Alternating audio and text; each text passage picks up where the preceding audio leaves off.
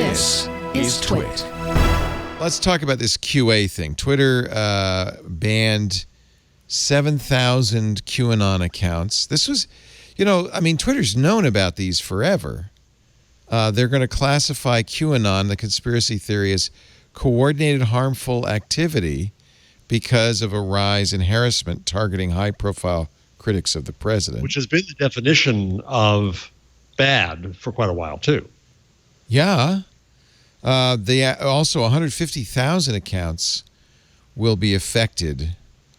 Who knew there were that many QAnon accounts? It will stop recommending accounts and content related to QAnon. Oh, it's been doing that. Okay. Maybe that's a good idea, Twitter. And it will take steps to limit circulation of content in features like trends and search. 150,000 QAnon accounts are included in this. But the thing is, folks, we can play whack-a-mole forever. They're not going to go away. What we have to do is learn as a society to ignore them. Yeah, Don't honestly, push the tension. You have to be quite a mush mind to fall into the QAnon. Well, there's a picture of a mush mind right there. There's lots of mush minds. And I would say, Jeff, no, you can't ignore them. Some of these people are actively scary and hostile and represent in the physical world. And as a woman, I would say to you, no, ignoring them is a bad strategy. No, what I'm saying, Stacey, yeah, you're right. You're absolutely right. Absolutely. What I'm saying is, though, that it's the revision of the old New Yorker cartoon. I can't come to bed. There's a nut on the internet. And so, yes, you should get rid of them as best you can, but we shouldn't declare the internet broken and throw up our hands that it's awful when one creeps on. We'll get rid of them. But when we give them attention, that's what they most want. Well, wait a minute. What I'm saying is get rid of them quietly. I just read that Chrissy Teigen has been a constant target of harassment by QAnon in recent weeks, and they've targeted some of her friends, some of whom are private figures, posting violent threats on their Instagram accounts. Okay, now you've gone too far. That's as bad as threatening Ant Pruitt. If you're threatening Chrissy Teigen, and why? What? Probably some crackpot idea. If you try to break into their mind, that's kind of what they want, is to be in your head. So just get rid of them, and when I say ignore them, Stacey, just don't give them attention. That's what I want. That's what I mean. Yeah.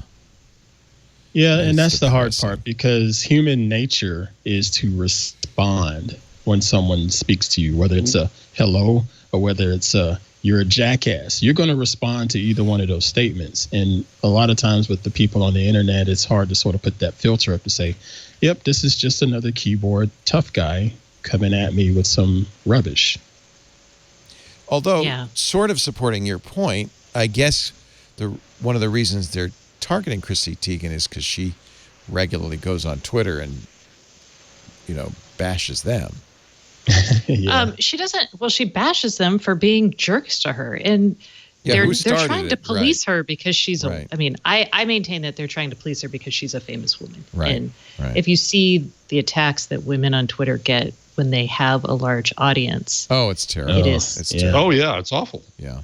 So, it's kind of like, that's politics. I'm not bringing it up.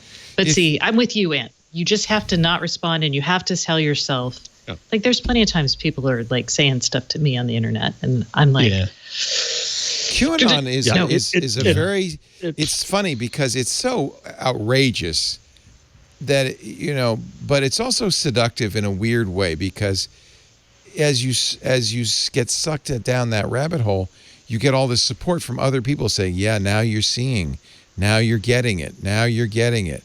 And you get this feeling of being just like any cult. Yeah, it's really culty, isn't it? And you feel like oh wow, the scales have fallen from my eyes. I'm finally seeing what's really going on. And so I understand why people get sucked into it. But I mean, how much is it Twitter's job to fight this? I mean, that seems like an impossible task. Not just QAnon, but conspiracy theories in general. Well, it's not just openly says that they want to have this as a safe space for everybody to enjoy the platform. I mean, if you go in to report a particular Twitter account or what have you, they have all of these different reasons why you're trying to report it, because they totally don't agree to people being harassing or just insensitive or spammy. I mean, but they don't really block that stuff, right? Right? I mean, they're not very. Yeah, I think that. I mean, think about it this way. So, if social media is at party, Twitter is like, you know what? You got to leave the party. You're being a giant dick to people. Yeah. Do they do that though? Bingo. Yeah. Yes. And Stacey, I was thinking about this today too. It's so now Facebook is debating what to do with QAnon, right? That should be the standard. If you invited this dork into your party and everybody got pissed at you for it, they're never going to come back to your parties again. That's exactly what's happening. So don't invite the dork and get rid of the dork from the party. Don't invite the dork. Don't invite the dork. It's less like don't invite the dork. It's like, hey, when the dork shows himself, manage the dork.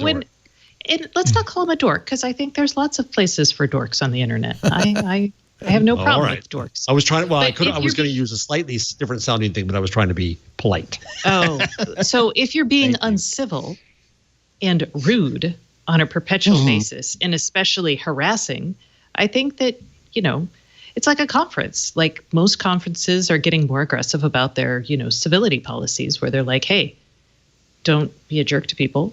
If you are, we're going to ask you to leave.